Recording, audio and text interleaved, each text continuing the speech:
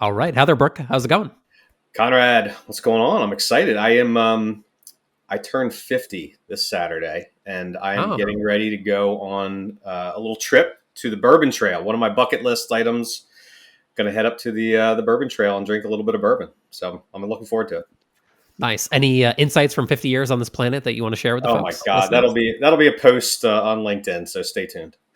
Okay, fair enough. Awesome. Well, happy early birthday then. That seems exciting and sounds like something fun to explore. Bourbon not my thing, but I imagine if that is your thing, then that must be like the mecca to go It to. is So, it is the yeah. mecca for sure. So it's like going to like Napa or Sonoma for wine.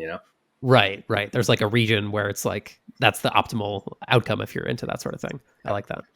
Nice. Awesome. Well, we've got a fun guest today. I'm actually curious, Brooke, how did you originally connect with Fred? How'd you guys meet originally? Do you Yeah, recall? so I'm really excited about this one, Fred Cercena with Getaway Vacations. Fred is an OG. He's early partner, one of our what we call our first year partners because I did on sites with the first year Vintory was in business. We went on site with every partner that first year. So I was on the road. I think we signed up a whopping 34 partners. And it's funny now we're doing about 34 a month, but yeah, I went out and spent some time up in Killington with Fred. Great guy, great office, great company, and yeah, really excited about this one. So Awesome. Well, Fred, welcome.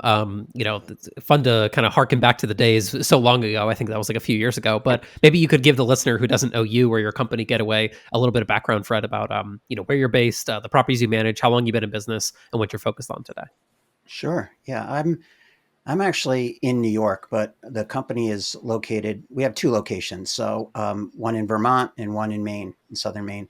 And it started in Vermont when I bought a second home as an investment property, kind of like so many others in the past, that I've heard of, where they kind of go on vacation and they find out, hey, I really like this place. And I came from a marketing background prior to, and actually when I purchased this property back in '08, I worked doing marketing for car dealers basically, and I did some consulting for business development centers and lead gen for car dealers, and so I've been involved with that business for about 7 or 8 years. And when I bought this home, I was like, I can market this really well. And I built a website literally immediately, had online booking, and started doing some of the marketing. And I realized that and it was outside of the general ski resort area. So I knew that if it had really great look and the outdoor hot tub and the fireplace, it would do really well. And it did. It took off. And as I was doing this, I was like, there definitely is a business here. A lot of the rental companies were, these are the days where you'd put a listing up and people would call in, and you'd never block out your calendars. None of that was done back then.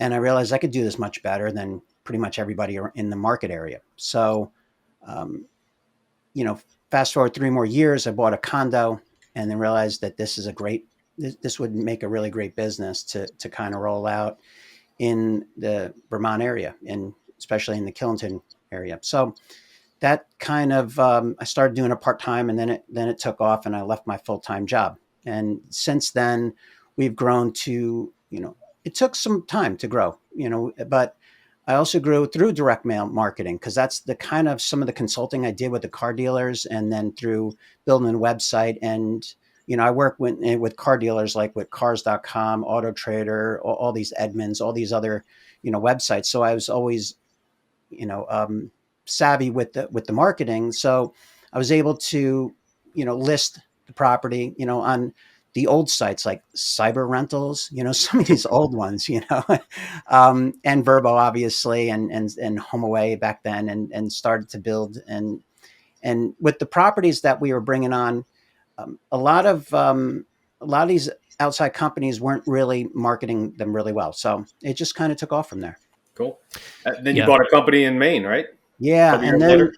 and then what ended up happening is, after I grew the business in Vermont, a friend of mine, has been in the business over 39 years, was retiring, and I met with her, shortly after COVID, and knew that the business was, not doing so well. And when she said she was retiring, I said it might be a business I might be interested in acquiring. So we went into negotiations, and yeah, and I think it was 2022.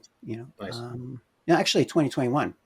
Yep. So, but it's been going really well there in southern Maine. So we had two locations. And how many properties in Vermont and how many properties in Maine? Approximately about 40 in both locations. Okay. So, Nice.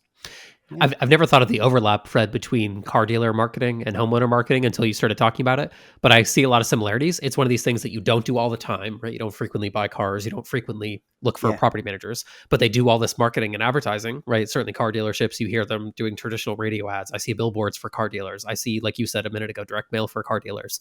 And Yeah. then that kind of dovetails actually kind of logically with homeowner marketing. It's a strange connection, but it actually makes perfect sense when you think about it. So. Yeah. I mean, here's the interesting thing. I would be sitting with some of the marketing people, and the way car dealers used to market a used car, they put air conditioning, power windows, like all these items, Right. right? And it's like, no, Features. you got to tell a story about the property, like a cream puff owned by grandma, barely driven, I mean, those kind of Right. things, and then photos, typically they were taking really horrible photos. It's like, oh no, you got to get a picture behind the steering wheel so you can imagine Mm. what it's like to sit behind that steering wheel, the interior shots, and all the different, photos of these used cars. I mean, primarily they were used cars, and it was like companies like Auto Trader and Edmunds and stuff like that. So Right. it was, and then top it off, they had listing sites, same Sure. thing. It It was actually, just yeah, it actually pretty makes a lot wild. of Yeah. sense. Yeah. So Yeah. so many Yeah, parallels here. Yep. there really Definitely. is. Like it's not a connection that I would have made until you started, saying about it. But then when you mentioned the different listing sites, I'm like, yeah, car gurus, the Airbnb of the car Yep. world, right? Like they're the Yeah, new absolutely. upstart, I guess, in some respects. So, all right, we Yeah. went on a bit of a diatribe there, my mistake. But we're gonna get to your 10 mistakes, which is the point of the podcast. So I'm gonna dive right in if you're cool with it, Fred. Starting here with number one.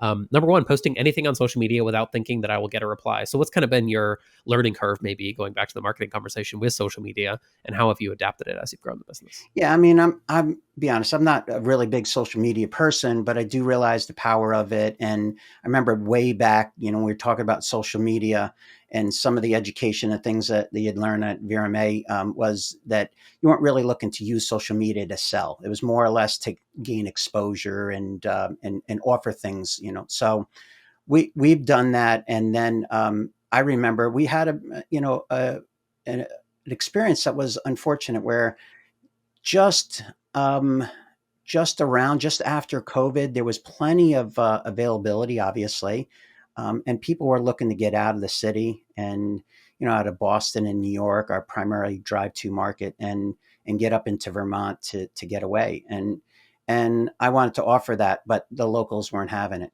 It was pretty brutal, and so I remember some harsh things. I'm just trying, to help our owners, help our guests, and that was a learning experience, that for the bad, but the good is that we've been doing really well with social media lately, and it's been really about just presenting what we do and some of the properties, and more specifically, the experiences you get in the area. So And is this go and targeting guests or is this targeting owners or a little bit of this both? has been primarily targeting guests, and it gives me an excuse to go out and go skiing, because I can say, well, I'm taking some videos and some pictures for social media. So so anyway, I'd make that deal with the team that if I go out skiing, I'll produce some content for y'all.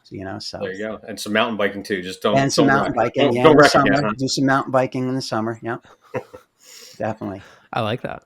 Yeah, yeah, Brooke. I feel like a lot of people didn't talk much about the social side of things. I feel like Ginger is one that comes to mind. She's talked Yeah. about the group aspect of marketing, but it hasn't been a common mention so far. But I mean, my frame on this is always like people are spending, the average adult is spending 30 to 45 minutes a day on Facebook. So, there's eyeballs there. If you can capture Yeah. them, you can get some reward, as Fred has. Definitely. Absolutely. Yeah. I mean, it's eyeballs looking at it and just produce value, and it pays dividends. Yeah, absolutely. Well, let's fold over then to number two, then, Fred, if you're okay with that. Number two, keeping a business partnership for too long because we were friends. So, an unfortunate one. I feel like we've heard this type of thing before, Fred. What was maybe has this partnership ended? If so, how did you kind of make that shift of moving past maybe the friendship side, getting into business side, and maybe deciding to move on from someone? Yeah, I mean, here's the thing: is I've been going to the VRMA conferences for well over 11 years, and really never missed a year, at least to the national, and for a majority of that time going to like the spring ones, right? So you get in business and you need, we partner with vendors, obviously, and some of the vendors, you find that they're not serving your needs anymore. And so you move or you change a vendor. And then I remember feeling quite, like, bad that I did it, like, and you get to know who the vendors are and you see them at the conferences, and you had your onboarding meetings and all this kind of stuff, and in a way I felt almost guilty, like I'd walk by the vendor booth that I used to do business with, and I'd kind of like look away like this, like I just, and I'm like, it hurt me. But same thing um, with employees too, where I would bring somebody on and have to, let them go, and it's just really, it is hard, but it, it's also hard not to take it personal. Hmm. So I mean, that's going to be one of those things that I've kind of learned, that not take it personal, and it is just business, and I can be friends with vendors that I no longer do business with, and I can be, you know communicate at least with, past employees, because they just weren't a good fit. So Yeah, There's just something unique about this industry. I think that you do build these relationships at these conferences. I mean, we see, if you think about it, we're on the road. I think we had like 24 conferences last year. We see many of the same people every single time, whether it's other vendors or obviously customers, partners, whatever it happen to be. But it is, there's something kind of cool about that. But you do build those relationships, and it is tough. And I remember we separated a relationship with someone, one of our customers, and then you see him at the next conference, it is awkward. So I always try to get out in front of it, like go the other way, like be overly friendly, what I mean, and just so it isn't that awkward, encounter when you do see him, next time. yeah. yeah, I mean, It's it's tough, but that's something that I have learned to do. Also, it's taken some mm, time. Yeah, yeah. Yeah. It's just about like that uncomfortable feeling usually doesn't last long. It's like the other yeah, person wants to get there. And Fred, obviously you're on the client side, right? And sometimes you do end these relationships with us. I will say, as someone that's been on the vendor side for a while, a lot of relationships end for reasons that I feel like it's no one's fault necessarily. Like that certainly happened right. in my career, right? We had clients we've done work for where they hired someone in house and then let us go. And it's like, it's hard for me to get upset about that because usually their business has grown and then they don't need to outsource part of their marketing. They can bring it in house and pay someone to do it 40 Sure. hours a week instead of 40 hours a month, let's say. So it's always Yeah. like those types of situations are different. But yeah, if things Mhm. don't end well, it is always going to be a little bit of, awkwardness there. So you've just got to, like you said, it's just kind of getting comfortable being a little bit awkward and just realizing that it is what it is. But most people in our space, I feel like, even if things don't end perfectly, still want the best for you and your business. And it's always good just to maybe shake hands and move on. And maybe there's a path down the road. You never know, for them to, connect with you again. Number three here. Number three, under communicating with my owner. So I feel like this one came up quite a bit, Brooke. Maybe Fred, you could talk about your current communication strategy, maybe what you've changed since this mistake was written about under communicating with homeowners. Yeah, I think like early on, you sign up an owner and you only talk to them when there was a problem, right? I mean, that's kind of where you start off, and then you realize, hey, it's better to be proactive and reach out to them, via email or phone call, and say, or send them, hey, we just got a couple new bookings for you, or during one of the inspections, hey, we noticed something that might need repair, or something that could be upgraded. And then as we have evolved and started hiring more team members, and our housekeepers would give us insight, our maintenance people or inspectors, and then we in both locations we hired owner guest services managers, or we're calling them area managers now, where they're more involved with the owner. And it kind of evolved to the point of now we're sending out monthly newsletters to our owners in both locations that are very specific. And now we've also put in like a reminder, just a touch base, phone call, or a text. Find that emails, because we're doing emails, people get bombarded with emails, that the text messaging is so much more effective Mhm. with our owners, and just to be in front of and be proactive when things pop up, or when bookings slow down. And over the last couple of years, it's I've used some data, and I've recorded some videos to send out to our owners to touch base with them, to let them know, hey, this is what's going on in the market. And we used some reports from a couple different vendors like Key Data and stuff like that, and some things that I'd get sent to me, and that shows what's going on in the market. It's real important to keep in front of the owners and let them know what is happening, because without any communication, it's tough. They get their owner statements, and then that's it. There's Yep. definitely need to reach out to them. Are you, Fred, are you using any kind of technology for the text messaging, or are you just literally using your phone? No, we're using some technology. We have a couple different platforms that we've used in the past, and now we're doing some automations with some of the technology. But the fact is that with the owner communications, we're actually using that, where we're putting it in a calendar, and and making sure that if it's one of those things, if it's not on the calendar, sometimes it just doesn't get done. Yep. So Yeah. Yeah, this one came up a lot. You weren't the only one on this one, Fred. So I mean, there's a couple I'll highlight, but I like Jason Sprinkle, formerly the 360 Blue. He talked about you can never have enough owner communication. You build trust and relationships with open, honest, transparent, and frequent communications. There is very little that can't be cured with great owner communication. I love that last part. There's very yeah, little that can't be cured with great owner communications. And Lino Maldonado kind of echoed that. He said, "Don't underestimate the importance of proactive communication to owners, even when it's bad news. Getting out in front of it." So definitely came up a bunch, and I don't think you can have enough, owner communication. definitely. Yeah. Yeah, this was a common one. All right, number 4, let's settle in there. Setting rates too high at the beginning of this past ski season. So we have all these tools available to us, Fred, right? Dynamic pricing, and we all want to yield the most revenue possible. That's what the owner wants as well. But it's tough, right, to make those price cuts. How have you kind of communicated that? I guess going back to the last one too, to owners, and how do you know when to? All right, we're not seeing what we need to. We need to come in and slash rates. What's your process there? Yeah, I mean, we had and a lot of us had this crazy ride post COVID in some areas where there was that pent up energy to go out and travel, and we've seen like a huge increase, post COVID for a couple of years. It was like gangbusters, and then so I was always afraid that something got booked 6 months out. I was like, oh my god, I left money on the table, right? Mm, I probably should have yielded a little bit higher. And we got these tools, these yielding tools, and they give you some data to kind of make those decisions. But the one thing that we've always done really well is during our ski season in Vermont, we've always booked like at 30% higher than the competitors. And mm, because we knew that demand outpaced supply, so we would wait until further in the season instead of booking too far out. And and and that, and maybe we didn't book as much, we didn't have our occupancy as high, but our rev part tended to be higher than the competitors.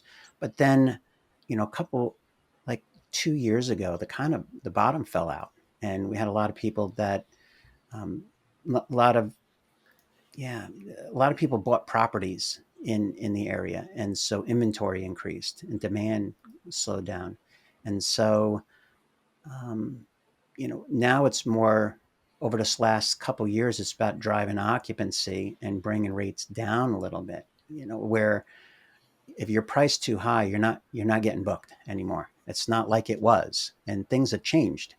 And as a result of the change, we've had to become a little more competitive, because you had rent by owners that list a property at $100 a night, while we were at 225 a night for a very similar property. We were definitely way outpriced. So now it became, where do we bring our rates down to all of a sudden we start to see occupancy, and then we kind of know where that line is. So it's taken a lot of effort, and utilizing reports and pricing tools to dial it in. yeah. Yeah, it's great. It's great on the way up, but eventually it will come back down. That's just how economy cycles go, right? So I think it's Yeah. critical just to like be Hmm. honest, right? And it sounds like that's what you've done such a good job of, Fred, is like just Yeah. being honest with yourself, the owners. Yes, I would love to get 250 a night, but if it's only going to get 175, then we're certainly better off getting 175 than getting zero, which is what might happen if you leave it at 250 and no one wants to book it at that rate. Um, well, same kind of angle maybe, but the other side of things on the commission or fees side of things, number 5 here that you shared with us is number 5, not increasing my fees sooner on. So how do you do kind of the fee structure today? What fees have you maybe increased, and how do you find what was the optimal, I guess, like take rate or commission fee structure between you and the owner and all those different elements in play? Yeah. I mean, I guess this goes back. This isn't a recent thing. This is back when I was first starting. Mhm. I have a rental rate and a cleaning fee. That was it, you know. And then I started to learn that, we've got other costs, and then I started going to a couple of these VRMA conferences about, fees and stuff like that. And I was like, whoa, you mean you can actually do that? I can add a hot tub fee, really?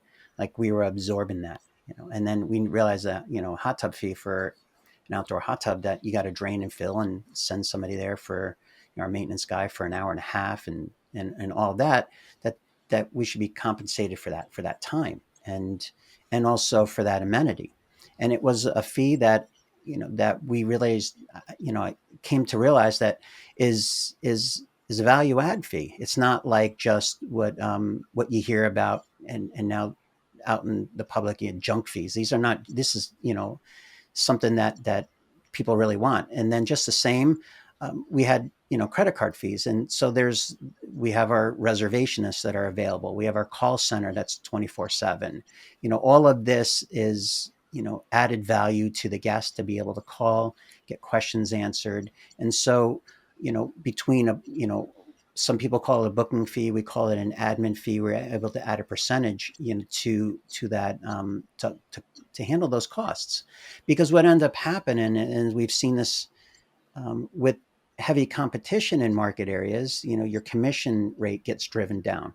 And in order to stay in business and be profitable, you have to offset some of the cost. And, labor costs have increased, different, software costs have increased. And so, it's to stay in business too. And some of those fees were necessary. And it was just a learning lesson early on. I think we're pretty dialed in, and when your fees are too high, because we're now able to build comp sets for, competitive properties and see where their fees are to make sure that we're in line, that we're not overfeed, and that we're not just giving things away. So it's just taken some time, and especially with cleaning fees too. Want to make sure our cleaning fee is in line with the rest of the competitors that Yep. are in the market.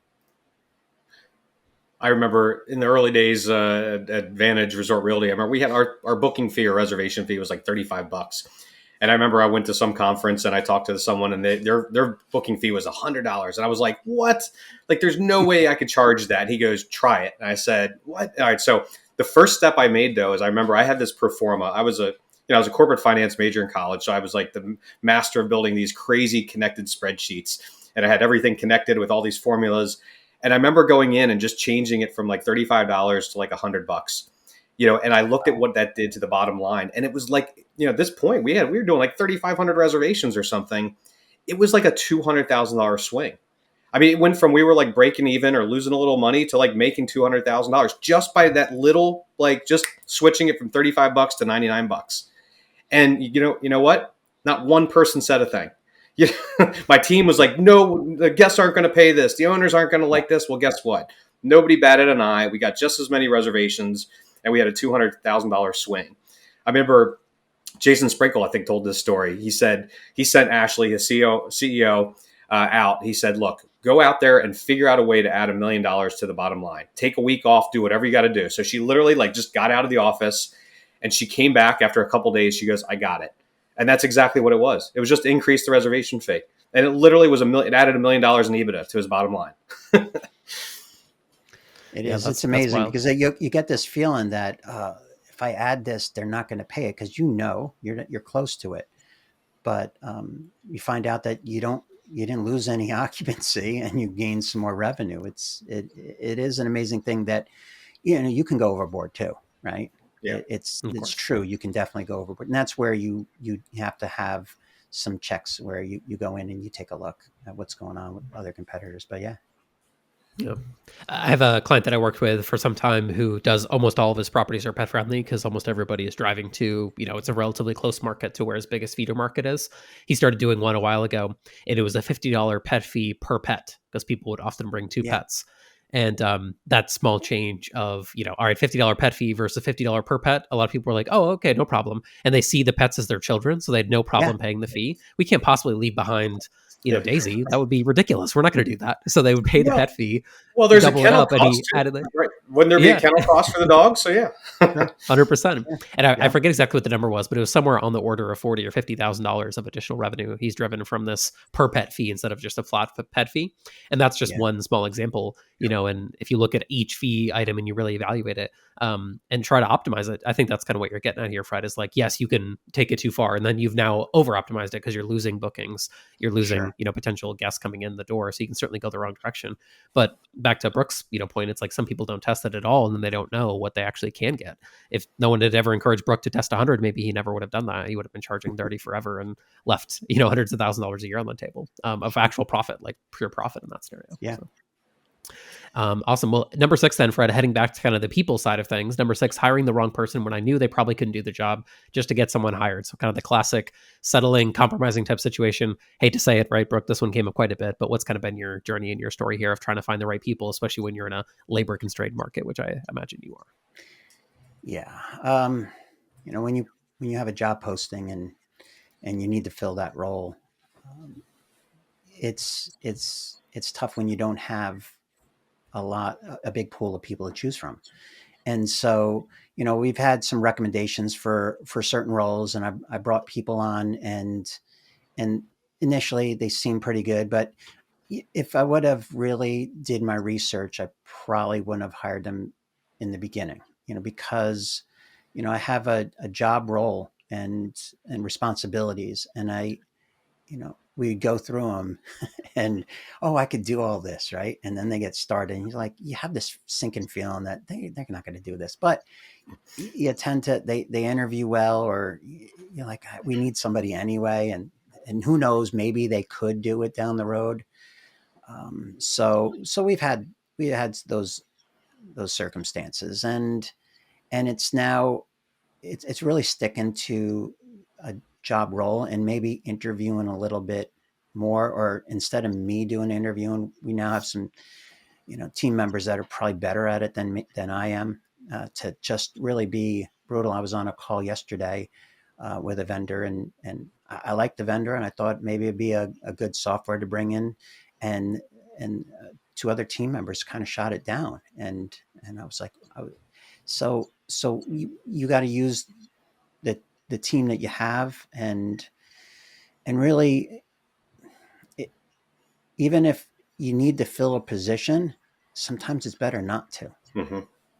And yeah, it's Yeah. it just it's a tough situation that I feel that I'm in doing some of the interviewing. But yeah, if it's not the right person, you got to move on. And that's something I kind of picked up, from Brooke, with doing the PI and the CI, which is predictive index, culture index, and I've hired somebody from culture index, and so we've realized that you have to have a good fit for the role first, and then personality comes second, and job responsibility. Are they capable of doing the role? So Yeah. It's so hard when you're in the middle of the season and you're, running around 100 miles an hour. You've got all these reservations and you need just a warm body sometimes. But it's just, your instinct is sometimes just hire the person, like you said, Fred, and just hopefully they can, work out. But usually 9 times out of 10, you got to just stick with your gut. If you know they're not going to work out, just don't hire them, because it's going to cause more problems than actually not having a person at all. You nailed it.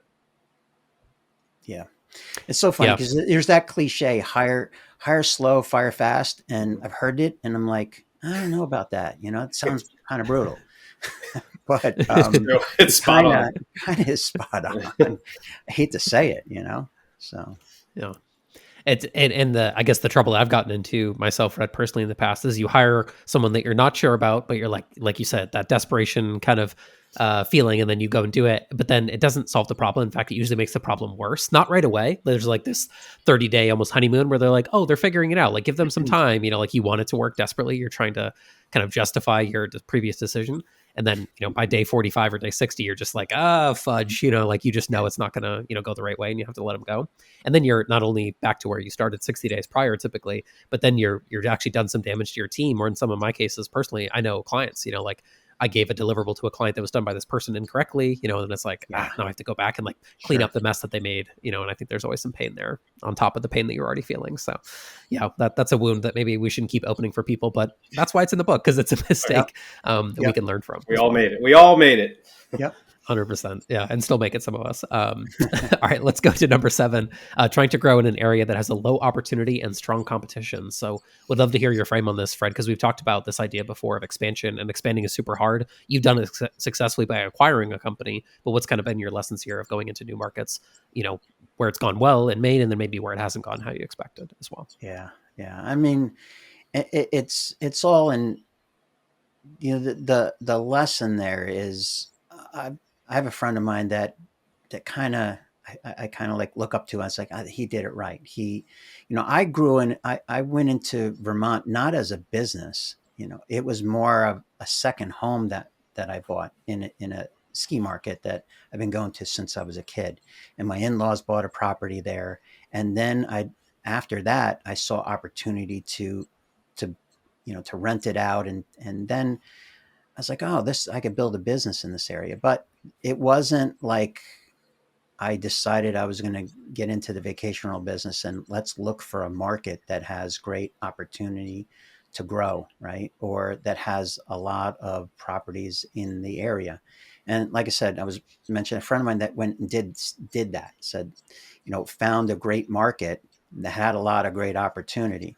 So, but I'm in a market that I really enjoy. I enjoy skiing and mountain biking. We have a solid team in place. It's just growth has been challenging because we got a lot of good competitors in our market, and so now the part of our growth strategy is to kind of look at different market areas to grow in our general area that has growth opportunities, and so that's and the acquisition in Maine was one of those, and I saw that there is potential there, and it's operated a little bit of an old school level than our Vermont market, and it's a completely different market in general, and so there's where I kind of was beat my head against the wall for a long time in central Vermont and the Killington area to grow our inventory, and we have, but then we would lose a little bit and we grow a little bit and lose a little bit, and it was basically based on owners selling or new people coming in saying, oh, I can do this on my own, and so that's kind of been the experience. And knowing what I know now, when I do look at a market or I look for an area to grow in, I want to make sure that there is opportunity in that area. So, and there's inventory there too to go after. Yeah. I think Steve Trover, who arguably was probably the biggest and kind of the 800-pound gorilla in the Orlando market. I remember he expanded to Captiva Island, and he just thought, just showing up like, here we are. Yeah. We're the biggest and the baddest in Orlando. Guess what? Nobody cared in Captiva at all. You know what I mean? And they really struggled getting inventory. I mean, they had a handful of properties in Captiva, but it was a lot harder than expected. They just thought that they could just magically walk in and instantly get all that inventory. But you had a couple old guard, well-run operators there that didn't make it any easier. Yeah. Yeah. It's kind of like you're starting over. I think we alluded to this on a previous recording, Brooke, right? It's like, sure, you can carry over a little bit of process, a little bit of your systems, a little bit of your knowledge. Obviously, that's helpful. But the example I've given before is like, that's going to be your second priority, right? If you're going into this other market, there's probably someone in that market who it's their first priority. Yep. Now, it doesn't mean your second can't be better than their first. Sometimes they're not any good, and you can still do some damage. But that's always, I feel like, the trouble in that scenario is like, how do you make it so that your second choice is still better than someone else who lives in that market full time and that's their only focus? That's the hard part. Yeah, well, awesome. Let's go into number 8, kind of more on the financial side of things, Fred. So curious Yeah. kind of your perspective here. Obviously with COVID and everything happening, I feel like this impacted a lot of folks. Number 8, not saving enough money for a rainy day. It will always come. I guess that's kind of ironic because a rainy day can be potentially a good thing. Well, a snowy day maybe in the Vermont market. But anyways, what's kind of been the lesson here? What is like, maybe you could share some guidelines as far as like maybe like X number of months of cash. I've had people talk about that before, like have X amount of reserves based on number of months of operating expenses. But what's kind of been your evolution here on keeping cash for a rainy day, so to speak?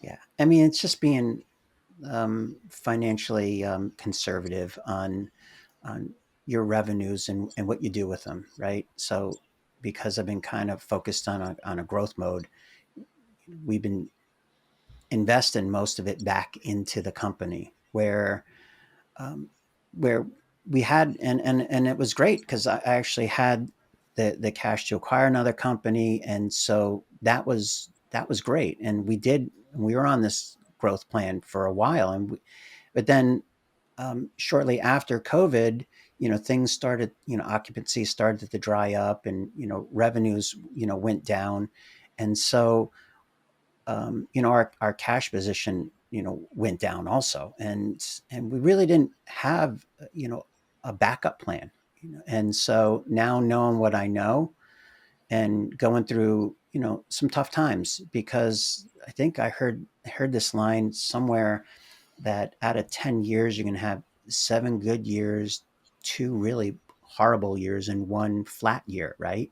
And we've experienced that. It's amazing that we actually, over the last 12 12 years, we've experienced exactly for the first 6 or 7 years we've had growth every year, and then we've had a decline for a couple years. Now we're coming back out of it, and so um, that experience kind of makes you, I think, a better business owner, better, just it's the same thing with your finances, with your personal finances. There's not too many people that wouldn't agree that to have emergency fund is a bad idea.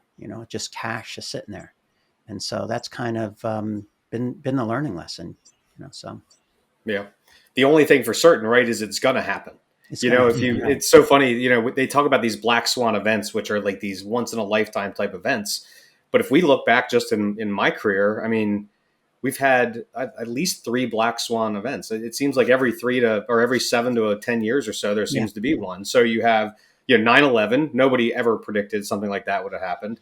We had the 07/08 financial crisis, and then we had COVID. Like a year before any of those events happened, 6 months before any of those events happened, could anybody, very, very few people would have predicted those were going to happen. So, but Yeah. again, they were the only thing for certain. So we're bound, another, 5 years from now, we're probably going to have some other sort of black swan event. What is it though? We just don't know. So the point is, to your point, Fred, have Yeah. that rainy day fund, set aside, because it's going to happen. It's going to come. Yeah, yeah, definitely. And it's Yep. and so when it does come, we'll be prepared this time around, you know. Mhm. So and that's what this is. That's what all these lessons and these mistakes that you make, they're learning lessons. We're That's it. fortunate to have them, because we can retool and get stronger, get better. So As long as you Mhm. learn from them. as long as you learn from Yeah. and you implement what you've learned, because they say you could read all the stuff in the books, if you don't do it, it's a different story. So Yeah. I feel like the corollary there in other markets, Brooke, too, is like these hurricanes and other, Yeah. these, again, they're so rare that it's going to hit this one market. But like if you're on the coast, I mean, that's maybe not as extreme of an issue as you get further north. But like if you're from North Carolina all the way down, wrap around to Florida, wrap around to Texas, which is, the bulk of the vacation rental inventories in those markets, Mhm. specifically Florida. It's not when, it's like at some point a hurricane's going to hit Hilton Head. At some point a hurricane's going to hit where I'm based in Myrtle Beach. Like it just happens. So, I mean, the rainy day analogy kind of making a lot of sense for that one, yeah, but it will happen. And if you're not prepared for it, not only will you fail, you'll unfortunately fail spectacularly if you don't have all the right cash reserves in place, that sort of thing. mhm. So yeah, number 9 here, going to a different kind of bent here. Number 9, not acting sooner to pursue opportunities, fearing that you may fail. It sounds like though, Fred, from our conversation so far today, that you have pursued some interesting opportunities, some bigger things. But what's maybe given you like the confidence to know that you're going to have a right plan in place so you can not guarantee success, but hopefully give yourself a very high chance of success? How have you gone through this evolution? I in some cases I feel like I have some good confidence in my abilities and the things that I do. but there's been, opportunities that seemed almost too big. A while back, a company wanted to sell, and I was like, and I remember this specifically. I said the line of, "I'm not sure if I have the um, wherewithal to pull this off," right? Mhm. And because it was big, and it was bigger than I was thinking, and I've never had an experience acquiring another company. And we went into negotiations, and then shortly found out that they decided to pull the offer. And then that was the first one. And then I had another opportunity that came along to acquire another company, and I was all gung ho. I learned this lesson, and I was going to go for it, but again, I felt like maybe pricing was too high. It just was another opportunity that just kind of fizzled. So so you kind of, I've been on this growth mindset, and whether it's adding inventory or acquiring a company, and through some of these, I'm like, I like not to have any kind of regret, but when you're like, oh, I could have did this or I could have did that, why didn't? And I asked myself, why didn't you do that? Was it were you just afraid? And and I'm okay with risk, but it's got to be calculated risk. It's got to be risk that you can minimize any downside. And I think maybe I was just afraid that it just wasn't going to happen, or I was going to lose something. So um, it's really tough. And if I was to go back, I would have made different decisions today, and I would have, talked it out a little bit more, or you know, just things you learn along the way. Yeah, right on. Um, well, awesome. Well, then let's bring us over here to number 10, the last mistake that we have listed here. I know we've got a handful of minutes left with you, Fred, and we really appreciate you hopping on and recording with us today. Number 10 will take us home, realizing that we are in the hospitality business and we need to take amazing care of our guests. They are the ones that pay us. So a lot of people they'll say they're owner centric, Fred. A lot of people will say they're Yeah. guest centric. What's kind of like your philosophy? How do you break down like where your energy and attention needs to go? It sounds like, the guest is critical to you. Yeah. So again, this is like one of those things that I kind of started to get a little bit more involved with the team. And for a while, a lot of this conversation has been about owner growth and development and growing your inventory, or acquiring another company, and things I could have did, things I should have did. And at the end of the day, it's about, the guest. Are they having an amazing experience? Are they, going into properties that are, set up, clean correctly, that are advertised correctly? Are, we fully transparent on our, our listings? And are we communicating with the guests? And are, we pricing it appropriately? All of these things kind of fall into taking care of the guests. Are we, doing something a little special? Or how unique is their visit with us? Is it, what kind of amenities are we providing for the guest? What is their feedback, once they had left? What kind of reviews are we getting? Do we analyze the reviews?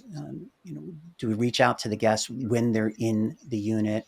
These are all these things that we started to put in place. And even early this morning with one of our reservationists, we're preempting and going out to the guests that are staying in 3+ bedroom properties for 3 or more days, to send an SMS or text, saying, "Hey, do you need any extra supplies?" Um, you know, so that at 10:30 at night they don't call and say, "We need a couple of extra rolls of paper towels." That was a real instant that happened. 10:30 at night, it's going to be kind of challenging for us to run there. But if we call them that morning, we would have known, and we could have sent our housekeeping team or our maintenance team out to deliver, additional supplies. It's really listening to what our guests want, and implementing those so that they do have a great experience. Because in our main market, we found that 80% of our business is repeat business. Well, in Vermont, it's only like less than 20 or 25%. So it's a big departure, and it's market, driven. In Vermont, people go skiing in different areas, and we realize that. But just the same, in Maine, people come back year after year after year, and some come 30 years in a row to the same property. And we want the guests to come back. And I think part of a business is to is to build and maintain a customer, and that be the same with owners and guests. Yeah. And in order to do that, you have to provide that level of service. It's not just putting a listing out there and just generating, revenue for your owners. It's really creating a great experience for the guests, so they do want to come back and they talk about it and they provide those great reviews. I mean, this is not all Yeah. that big of a revelation as much as it's the little details that that we're really paying attention to, those little items. So Yeah. When I had Vantage, I mean, we were all about the owner. Everything was focused on the owner. Everything was focused on the property management aspect of it. Hospitality and guests were second. And after I sold Vantage, I went to go work for Trovert out at All Star, and it was a complete paradigm shift. He was very guest centric, very guest focused. And the thesis was, if we make the guest like raving fans, it's ultimately going to benefit you as the owner for this. And again, I was kind of blown by this, and both models worked though. And I think there's obviously a happy median, between the two. But it was just interesting when I went down there, just the mind shift that paradigm shift that we had. yeah, it was I did it. another revelation I had about that was is that I felt like if I just did more marketing, I could drive more reservations, more guests. But then we realized that if you really take care of the guests, they start to talk about you. And that is a big differentiator, not how much marketing can you do, but are the guests Raven fans? Did they really love staying with you? They're going to talk about it. Those reviews is primarily your marketing. And it's just something that we've been really working hard at least over the last year. So it's new. It's Yep. fairly new. It's something that, to your point, Brooke, I've always been over growing the inventory and making our owners happy and communicating with them. But over the last year, it's because it become super competitive in the area, and our growth has taken a little bit of downturn. We turn back to what's going to turn it around. I would agree with that. It has shifted over time, where we all were really property managers. I'm using in quotes, you know what I mean? And it's shifted to more of hospitality for sure. Yeah. The way that I think about it, I heard this analogy the other day. Fred, someone was saying it's like baking a cake. You need all these ingredients. And so that's what the homeowners and the guests are. Like if you don't have one ingredient, if you got no flour, then you don't have a cake. So like if you have no guests, the owners are never going to be happy because they're, and vice versa, right? So we need this balance. We need the owners and the guests to be happy. And I think that there are some companies who do over-index one way or the other. It's rare you see an overly guest focused company. I mean, maybe they are out there, but they're not very common. Well, awesome, Brooke. I think we got one more question for Fred. I think we got a few more minutes left with him that we got to ask before we let him depart. So what is that one question I think on your side, Brooke, for Fred before we let him go? Well, Fred, thanks again for being here. This has been fantastic, and appreciate you and appreciate your partnership over the years. But if you could go back in time and give your 25-year-old self a little piece of advice, what would it be? 25-year-old self, I think when I look back when I was 25, I was fairly aggressive, running around, trying to do so many things. And it's interesting, when you get a little older, you kind of slow down a little bit, you're more calculated. I probably would tell myself, and it's not that big of a deal, but to kind of slow down and kind of engage in experiences and really kind of be there in the moment. And it's something that I found that when I look back when I was 25, I did so many, like I said before, I'm running and trying this, trying that, trying this, trying that, and maybe just slowing down a little bit. And I had a lot more energy, so it's not that big of a deal. I wish I had something amazing to say about that, but through now doing things, I tend to focus a little bit more and give a little bit more energy to one item as opposed to trying to do 6 things at the same time. And I think that that's what I used to do when I was younger.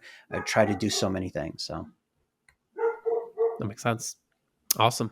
Well, we appreciate everybody listening. Thanks, Fred, for hopping on. We really appreciate it. Good to Thank get you. some different perspective and context. That's kind of what we've been, I think, doing a good job of so far in the show. So yeah, if anyone wants to, help out the show a little bit, get more awesome guests like Fred on the future, reviews help us a ton. Spotify, iTunes is kind of where we typically get the most downloads, historically speaking. So that makes the most sense for us to dive into. Thanks again, Fred, and we'll catch you everyone in the next episode. Got it.